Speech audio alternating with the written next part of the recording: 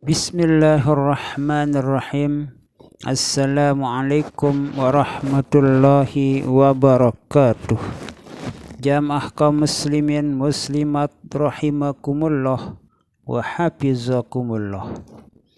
Abu Darda radhiyallahu anhu berkata, ketika Nabi sallallahu alaihi wasallam diutus, sementara saya itu adalah seorang pedagang, saya pun ingin untuk mengumpulkan dagangan dengan ibadah yang aku kerjakan.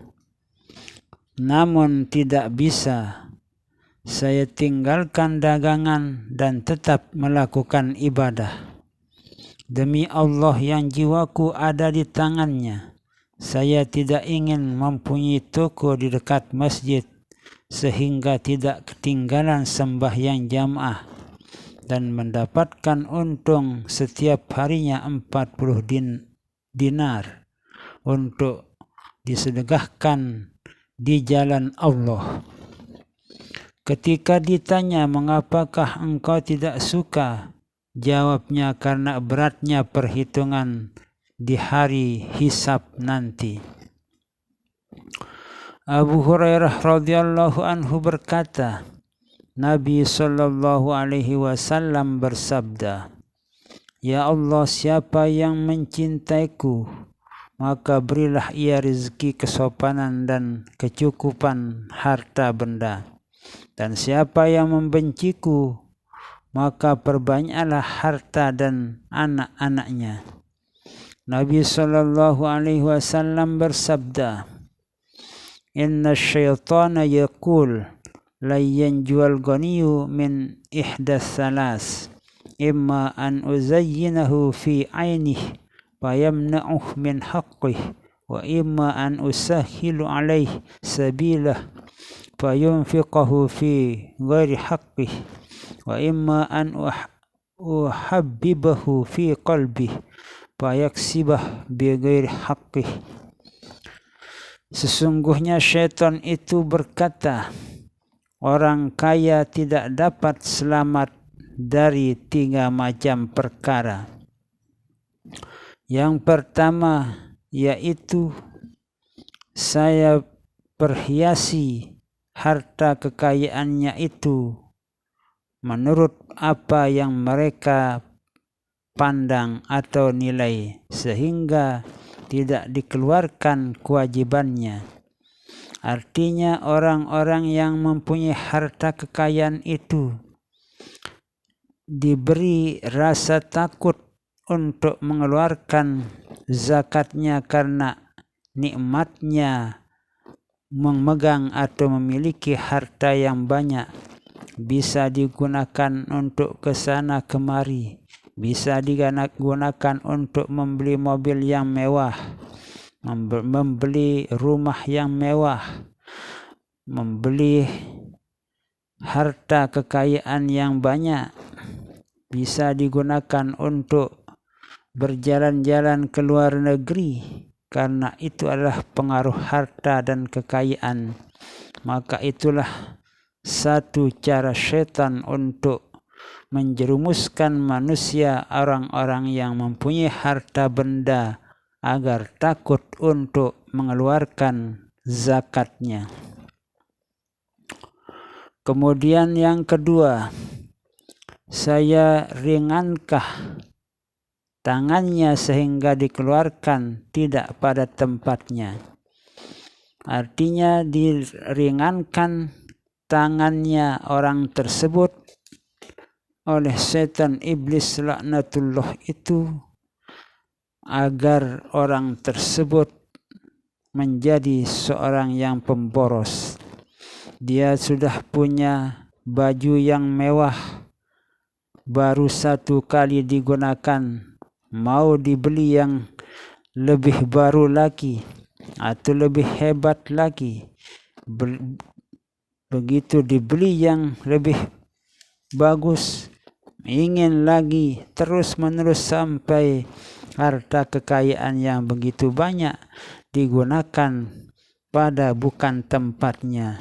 Yang seharusnya kalau kita sudah memiliki pakaian yang cukup untuk kita gunakan setiap hari dan malamnya untuk beribadah kepada Allah Subhanahu wa ta'ala, janganlah kita selalu memperbanyak menghias diri dengan berbagai macam model pakaian, berbagai macam model HP, handphone, berbagai macam model apa yang menjadi kebutuhan-kebutuhan orang-orang yang tidak beriman dan bertakwa kepada Allah Subhanahu wa ta'ala. Selalu pikirannya itu melihat kepada orang yang bergaya dan bergaya, ingin seperti orang yang selalu bergaya, padahal orang yang bergaya itu dengan menggunakan harta bendanya adalah orang-orang yang imannya lemah atau orang-orang yang tidak beriman bertakwa kepada Allah Subhanahu wa ta'ala. Namun karena pengaruh harta kekayaan yang dimilikinya itu, tidak pernah merasa puas dengan satu macam pakaian, satu macam mobil, satu macam motor, dan perhiasan-perhiasan lainnya. Nah, itulah cara syaitan iblis yang kedua untuk menjerumuskan manusia-manusia yang berdelimang di tengah-tengah kekayaannya. Kemudian ditiupkan dalam hati mereka orang-orang kaya itu cinta terhadap harta kekayaannya, sehingga kekayaannya itu didapat dari hal yang tidak halal karena cintanya terhadap harta benda, karena inginnya menjadi orang yang kaya, sehingga di dalam hatinya itu ditiupkan rasa cinta kepada harta dan kekayaan. Padahal harta kekayaan yang didapat itu bukan dari jalan atau cara yang diperbolehkan oleh agama atau oleh Quran al-Hadis.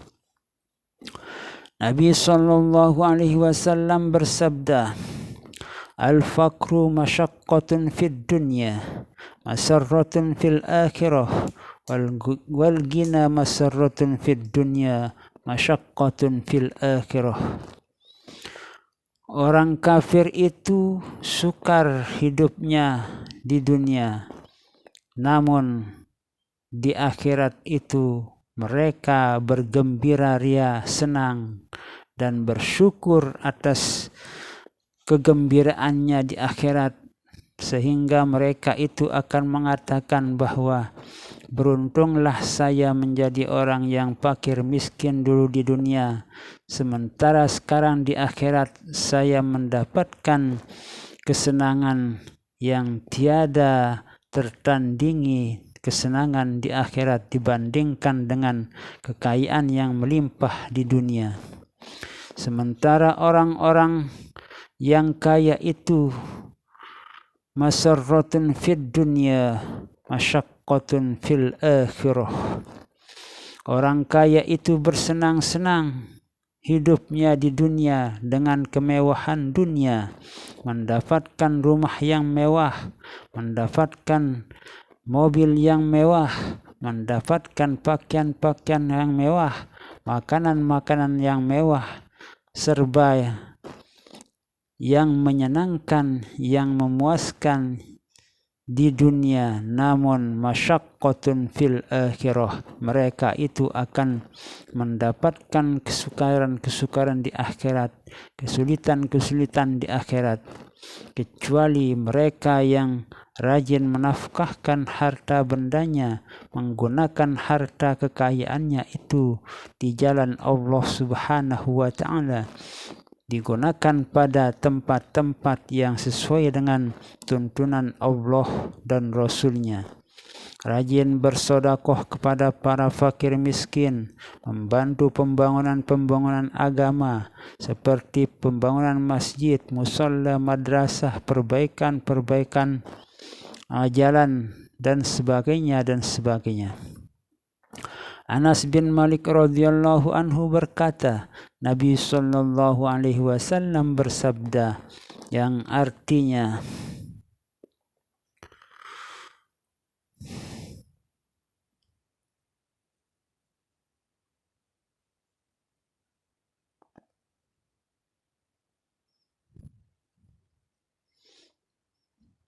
tidak tiap orang ada kesukarannya atau pekerjaannya, dan kesukaranku fakir dan jihad.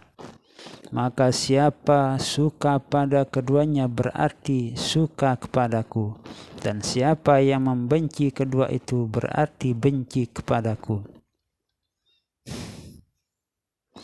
Inna likulli ahdin hirfatun wa hirfatis natani al-faqru wal jihad, faman ahabbahuma faqad ahabbani wa man abghadahuma faqad abghadani. Terima kasih, semoga apa yang saya sampaikan ini bermanfaat bagi kita semua. Semoga kita mendapatkan kebahagiaan dunia dan akhirah.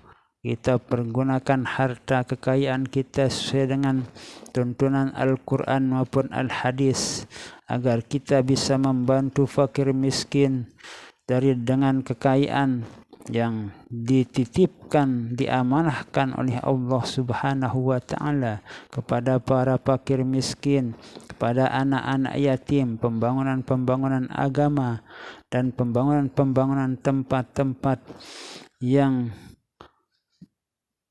bermanfaat dalam beribadah kepada Allah Subhanahu wa Ta'ala, digunakan seperti perbaikan jalan menuju ke sebuah musalla, madrasah, masjid atau sekolah-sekolah.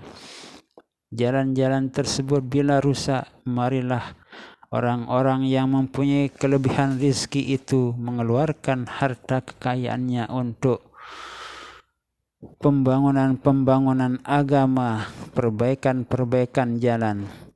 Semoga kita diselamatkan dari segala macam mara bahaya dunia dan akhirah. Amin, amin, amin. Wallahu a'lamu bissawab, wallahu a'lamu bissawab, wallahu a'lamu bissawab. Wassalamualaikum warahmatullahi wabarakatuh.